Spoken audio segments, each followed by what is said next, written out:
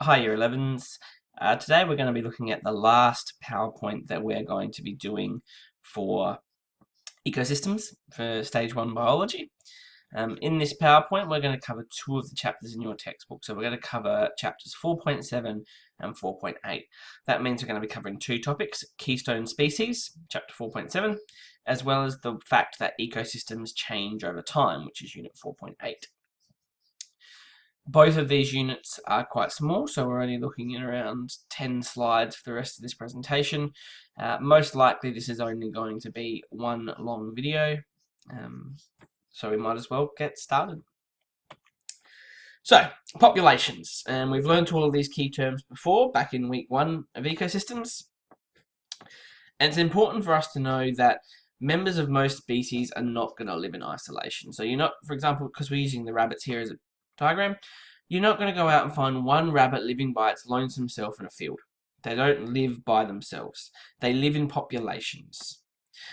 Remembering back from week 1 that a population is a group of the same species living together. So you're going to find 15, 20, maybe lots more rabbits in an area. They're not going to be living by themselves, unless, of course, they're a pet, but that's a different situation. We then have to remember that those populations of different species, so we might have the rabbits interacting with other species. So it might be the rabbits are interacting with the foxes. Now that's going to be a negative interaction for the rabbits, but it's still an interaction. And together those interactions with those different populations makes up a community. And a community obviously is all the organisms interacting with each other. Now that we've remembered that information, it's time to start covering ecological niches. So, different ecosystems, and there's lots of different ecosystems across the globe, are defined by the various biotic and abiotic factors that compose those ecosystems. All the populations that are existing inside of an ecosystem are therefore the ones that are actually able to survive those biotic and abiotic factors and thrive under those conditions. So, the way a population functions in an ecosystem is classified as its ecological niche. The best way to describe a niche is a population's habitat and the roles of the organism in the population play in the habitat. So how does that organism, where does that organism live, and how does it help out the other populations in their habitat? Every organism in an ecosystem and every population of organisms in ecosystems all have a specific role in the specific ecological niche. Okay, so every organism, every population of organism has a specific role to help that ecosystem survive, and that helps them fill that ecological niche. So for example, the rabbit's role may possibly just be to eat the grass, etc., and also to be there to provide food for the foxes that are also in that habitat. Okay, so their role is to reduce the amount of grass and to provide food for the other organisms. Not a fantastic role to hold, but it has a specific role. First, let's start by talking about what a fundamental niche is. So a fundamental niche could be described whenever there's an absence of significant interaction with other species. That population will have a range, well, they'll go widely across an ecosystem. So they're not going to be in one specific part of that ecosystem. They'll spread out over the whole ecosystem. The actual niche, though, is much narrower. That's because of interactions with other species. That's the realized niche. So, for example, if we were to think, for example, when we were talking about our rabbits before, these rabbits are in the ecosystem. Immediately your mind goes to, all of a sudden, these rabbits are all over the ecosystem. But that's not the case. The actual niche is that maybe they're only in one small portion over here, and that's because there's all these foxes around here, and if they were over there, they would be killed instantly. So they have to stay in this little section over here in order to provide to fill their role in the niche. If they move outside, they're going to be killed instantly, and their role will not be filled. That's the realized niche. So, fundamental niche, realized niche. Keystone species, not keystone as in our operating system for St. Peter's. So, the word keystone actually comes from, it's the main block inside an arch that's keeping the whole arch up. And if you remove that one, then everything falls down. And knowing that actually helps you to understand what a keystone species is an ecosystem. Basically, a keystone species is an organism that has an ecological niche which affects the stability of an ecosystem in a much greater way than every other organism or population of organism in that ecosystem. So they are the keystone species. Without them, the entire ecosystem may collapse. In most cases, you may be able to say that humans may be that keystone species. Or in the Arctic regions, maybe you'll say the Arctic hound, or whatever that dog we have over here, is our keystone species. All organisms contribute to the stability of an ecosystem, but a keystone species is going to impact it in a larger way. Okay, that's ecological niches done. So that was a very small PowerPoint, hence why we've done it in 2 parts. Moving straight on to ecosystems change. So often we think communities don't change at all. That rainforest over there, that's going to be a rainforest tomorrow. It was a rainforest yesterday. It's always going to be a rainforest. Utter garbage. Ecosystem change. We don't think of them as changing because we don't really see the change happening. So for example, Australia, every year, Australia is moving north at 7 centimetres per year. In the near future, we're not going to see Australia in the middle of a rainforest, but we are moving north 7 centimetres every year. That's going to eventually lead to a change in the ecosystem. It's going to be a very minor change, and it might be a minor change every year, but it is a change regardless. There are obviously major disruptions that happen, like fires and forests, and they're going to wipe out a lot of species and a lot of trees, and that's going to be a major disruption. That causes the community to change very fast. But there's 2 types of change. There's small change and there's major change. But the important thing is that communities are always changing. Ecosystems are always changing. Sometimes we may not be able to see it because it's so small, but they are changing. Natural communities. So, truthfully, if I said, there's a community over there, tell me exactly the entire composition of that community, you wouldn't be able to do it. So if I, for example, Atlantic Ocean, go tell me the exact composition of every species in the Atlantic Ocean. You can't do it. There's too many there. It's just unfortunate you can't do it. So the best that we can do is we describe ecosystems and areas based on the largest and longest living plant members. So forests, woodlands, grasslands, all of those are named because their longest living plant members are there. So, for an example, in a rainforest, we may have a large tall tree that lives for 300 years, and that rainforest we identify that tree with the rainforest because it's been there for 300 years, that every time we've gone to that rainforest, that tree has been there. But what we don't notice is that there's annual plants there. So an annual plant is a plant that only has a lifespan basically of 1 year. And over that time that tree's been there, there's been 300 generations of annual plants that have come and gone. And we've never really noticed them because every year is different. So while we look at that rainforest and that tree's been there the whole time, that ecosystem hasn't changed. The truth of the matter is that there's several short-lived species have entered the community, they've flourished, they've lived, they've spent their entire life without any problems, and then they've died and disappeared. And from the outsider, the rainforest hasn't changed. But from that minor change, the ecosystem changed for a short amount of time.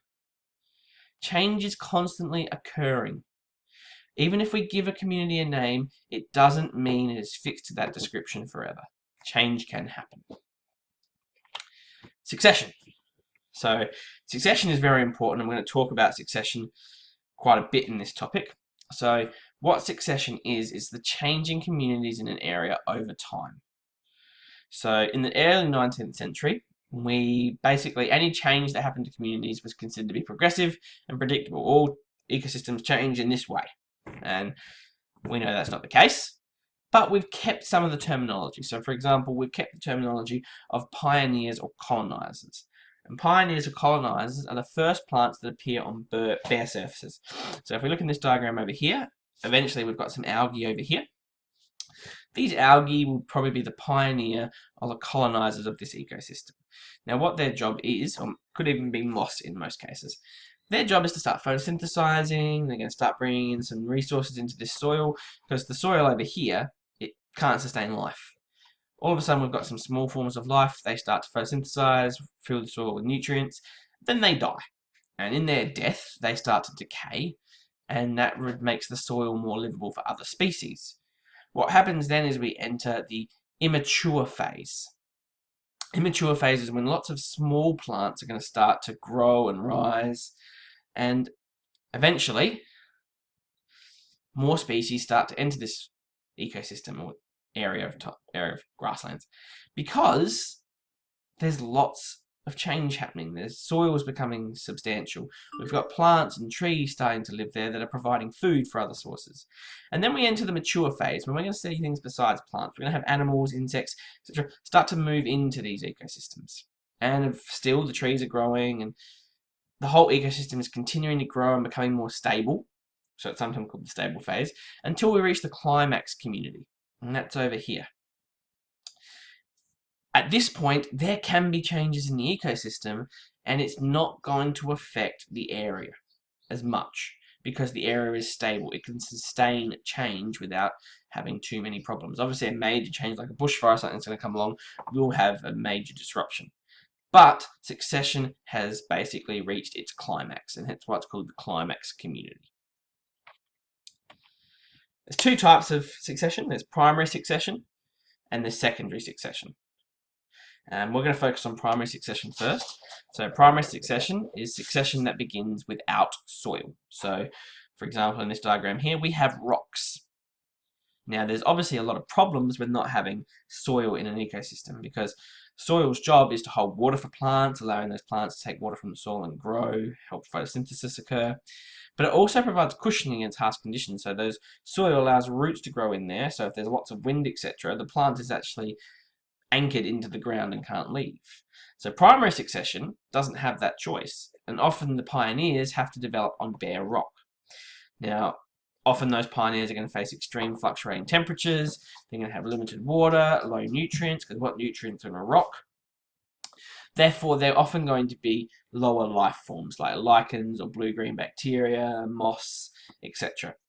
Lichens are a good example, because lichens will grow on bare rock and they'll start to weather it down with the acids that they actually contain in them. And eventually they'll, again, like I said before, start to die out, provide nutrients, the rocks start to weather down, and eventually we end up with that climax community down here. Obviously, probably a little bit longer, actually. But those bare rocks have been broken down by the pioneering species. So primary succession, basically succession happening without soil. Secondary succession. So secondary succession is a little bit different, and this is succession that started with disturbances in the community. So first off, the actual community or ecosystem has already reached climax or mature phase, or it's even just anywhere along the lines of started succession, primary succession.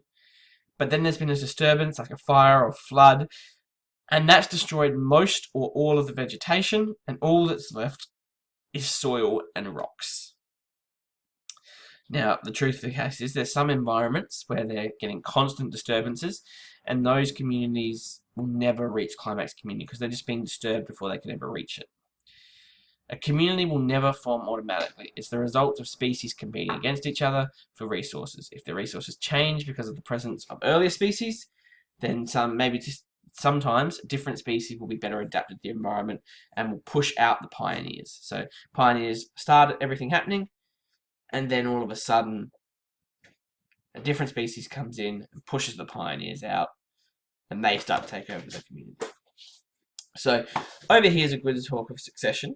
We're going to use secondary succession to start with. So we've gone through this whole chain once before. We've had climax, and then a bushfire's come down, typical of Australia, and destroyed every part of that environment. All that's left now is soil. So at year 0, there is nothing left. After 1 or 2 years, we start to get those annual plants coming in. Those annual plants are going to start to photosynthesize, return nutrients to the soil. Because they only live for 1 year, they're going to start to die out, decay, provide more nutrients in those soils. And that's when we get grass and perennials starting to appear. Now, this is generally the 3 to 4 year mark. that process will keep going on and on and on until eventually grass, shrubs, pines, young oak, and hickory trees start to grow. Now, we're in the intermediate stage here again now. This can last anywhere between 5 to 150 years. Eventually, with no more disturbances, we'll reach climax community after 150 years. So looking here, a minimum 150 years before we've actually reached a climax community. So you have to go 150 years, roughly, without a major disturbance for an ecosystem to reach climax. And even then, can be destroyed in a second again, thanks to a fire, and then secondary succession has to take over again. Communities constantly changing. But why is it important that we have these stable ecosystems? We get to climax, and that's going back to the importance of biodiversity and what we talked about a little bit last week. I think we discussed the Gaia theory last week. So the word biodiversity, it kind of explains itself. Bio meaning life, diversity meaning differences. So it's important that we have differences in life. When we say biodiversity, we're talking about different species and how abundant they are in their ecosystems. Currently, 2 million identified species on Earth, probably another 8 million unidentified that we've just never found. Why is biodiversity important, though? Well, there's 3 different ways you can look at it. There's the human-centered view, that everything that's alive right now has helped us get to where we are right now. So if they weren't there, so for example, bees, okay, bees are there to pollinate flowers. If bees weren't there to pollinate flowers, then we don't have plants.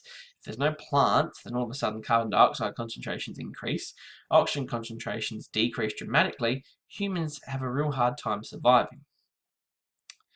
In a more interconnected view is that all species on Earth actually need each other to help all species survive. So it's not just humans we're worried about here, we're worried about all species, and that's the same sort of things that we just talked about with humans.